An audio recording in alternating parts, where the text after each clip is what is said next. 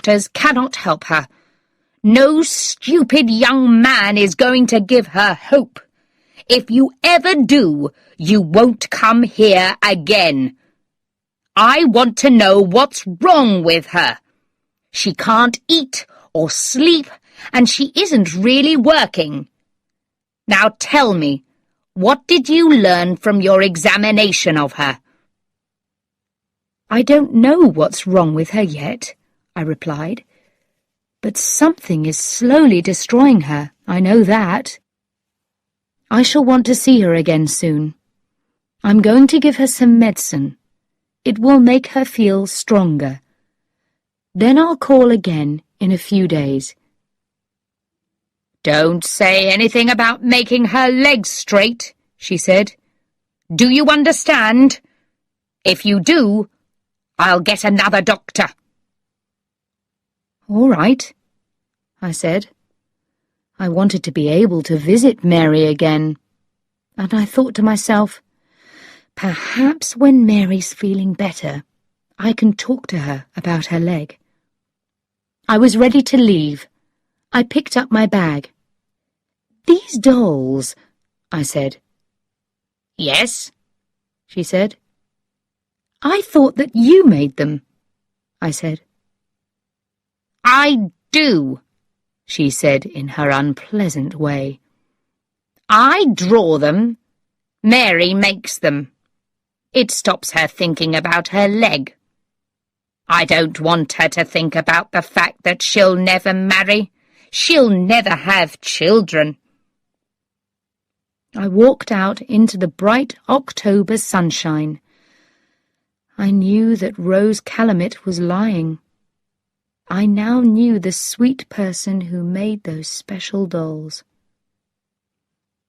I was happy about this, but I was also worried about Mary.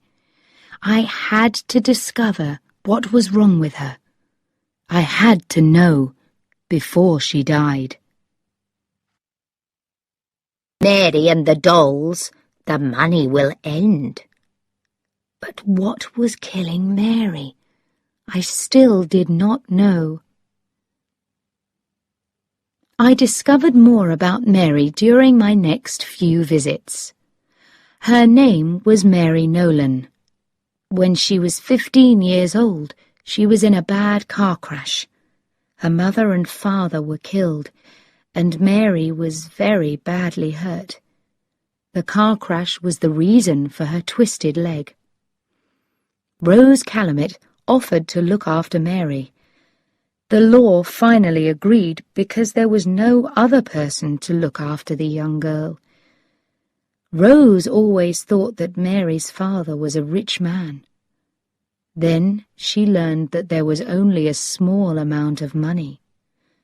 After that, she was unkind to Mary. She made her very unhappy. Mary was never able to forget her leg. Her aunt seemed to say, "No man will love you. You will never get married and have children. No man wants a wife with a twisted leg." The years passed, and Mary began to believe her aunt. She stayed with her. She did what her aunt wanted her to do. She could see no reason to leave her aunt, so she lived an unhappy life without hope. Then Mary started to make the dolls. Rose Calamit saw how lovely the dolls were. She soon realized that she could sell them for a lot of money. She was right. After she sold a few, she decided Mary must work on them every day of the week, from morning until night. Rose did not love Mary, but the girl produced hundreds of dolls over the years. Rose was happy to take the money for them. But now Mary was ill, and Rose immediately said to herself, "Without Mary and the dolls, the money will end." But what was killing Mary? I still did not know. I could see that she was afraid of her aunt.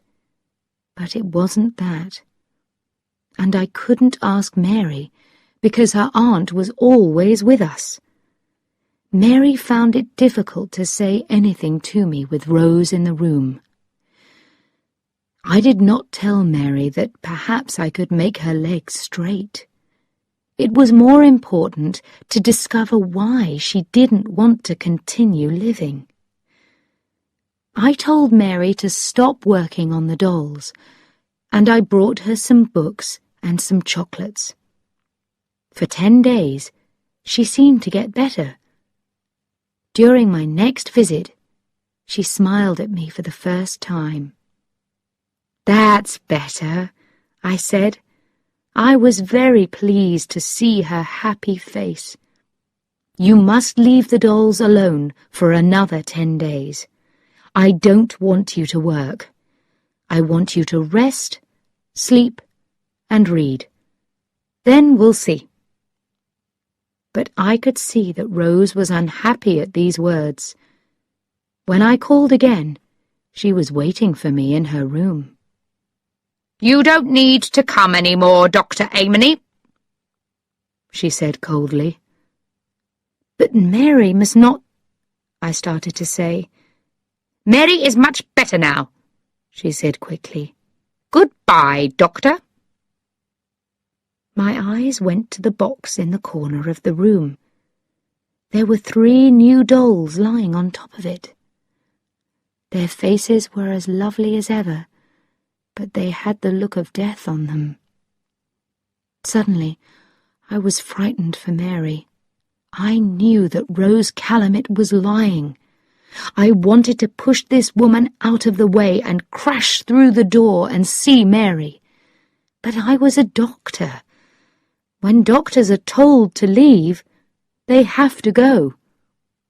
I still did not know what Mary's problem was, but I guessed that Rose was asking another doctor to call. So sadly, I left.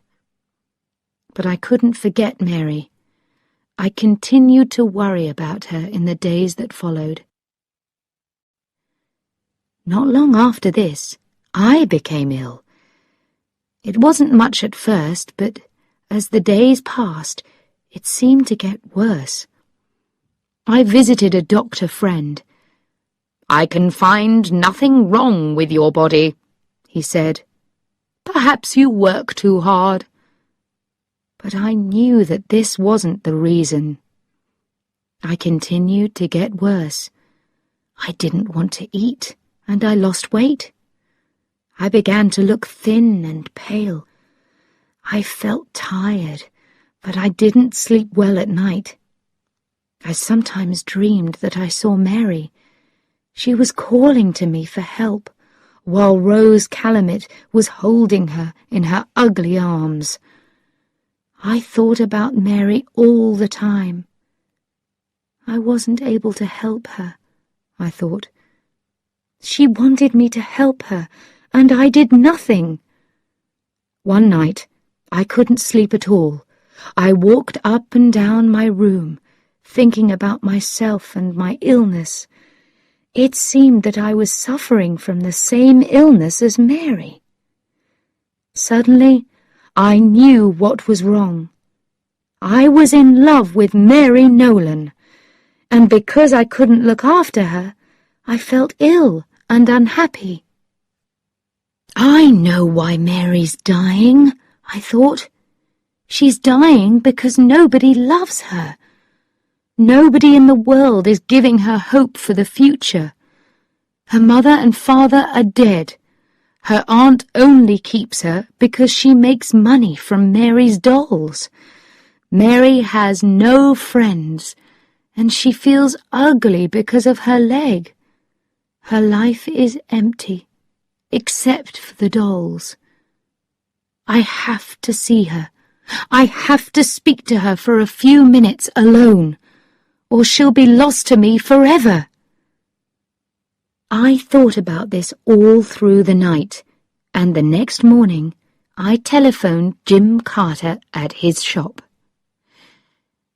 "This is Dr. Amony, Jim," I said. "Will you help me?" "I'll do what I can for you, Doctor," Jim said. "You saved my son's life last year, and I'll never forget that. How can I help you?" "Thanks, Jim," I said. "Do you remember Mrs. Rose Calumet, the doll woman?" "Yes, of course," said Jim. "When she comes into your shop again, I want you to telephone me. Then have a long conversation with her," I said. "I need 20 minutes. All right?" "All right," said Jim. "Good," I said.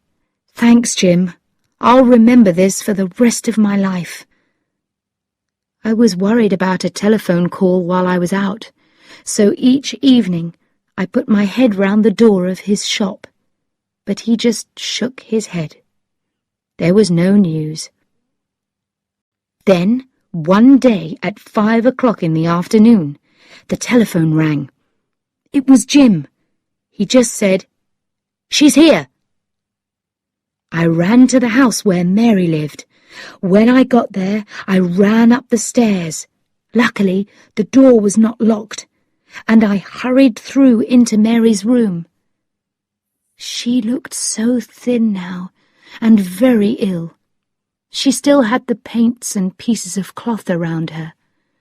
I thought, she wants to make one more doll before she dies. She looked up when I came into the room. Her eyes opened wide in surprise when she saw me. She thought that it was Rose. She said my name, but she didn't call me Dr. Amony. She called me Stephen. "Mary," I cried, "I've come to help you. I know what's making you ill." "Does it matter now?" she said quietly. "There's still time, Mary," I said. "I know your secret. I know how I can make you well, but you must listen to me while I tell you." She just closed her eyes and said quietly, "No. Don't say anything, please. Leave me. I don't want to know. The end is near now." I sat down and held her hand. "Mary, please listen to me," I said gently. "When children are growing up, they receive love from their family. Then, when they're older, they can give that love to other people. They give love, and at the same time, they receive kindness, happiness, and hope. Then they have more love that they can give. But you've given your love, Mary, and you've received nothing. Now you have no love that you can give." I was not sure that she could still hear me, but I wanted her to live so much. I had to continue. "It was your aunt," I said. "She took away all your hopes for love and happiness, and later," I continued, "she did a worse thing. She took away your children." I looked at Mary. Have I killed her? I thought. The one person who loves her. Then I felt her small hand move in mine, and her eyes slowly opened. She seemed almost glad to hear these words. This gave me hope. I talked gently. I tried very hard because I wanted her to understand. "Those dolls were your children, Mary," I said. "You thought that you couldn't be a mother, so you made those beautiful dolls. Into each one you put some of your love. You made them gently and carefully, and you loved them like your own children. Then your aunt took each one away, and she gave you nothing. You continued to use all your love. People can die when they have no love left inside them, Mary." I finished speaking, and she moved. She seemed to understand what I was saying. "But you won't die, Mary," I cried, "because I love you. Do you hear me? I love you, and I can't live without you." "Love me?" she said quietly. "But I have a twisted leg. How can you love me?" "That doesn't matter to me, Mary. I still love you," I said gently. "But Rose lied to you. I can make your leg straight. In a year, you'll walk like every other girl." I saw tears of happiness in her eyes. She smiled and put her arms out to me. I took her up in my arms, and she held me. I put my coat round her to keep her warm. Then I carried her across the room. Suddenly, we heard the front door shut, and the sound of running footsteps. Then Mary's door crashed open as an angry Rose Calumet came into the room. Mary started to shake with fear. She hid her face in my neck. But Rose was too late. She could do nothing now, and she knew it. She did not speak a word when I walked past her. I held Mary close to me. I went out of her front door, down the stairs, and into the street. Outside the sun shone, and the sky was blue. Children played happily and noisily in the street as I carried Mary home. That was 3 years ago. As I write this, Mary is playing with our son. Our second child will arrive in a few weeks. Mary doesn't make the dolls now. She doesn't need to make them. But I silently thank the day when I first fell in love with the beautiful doll in Jim Carter's shop window.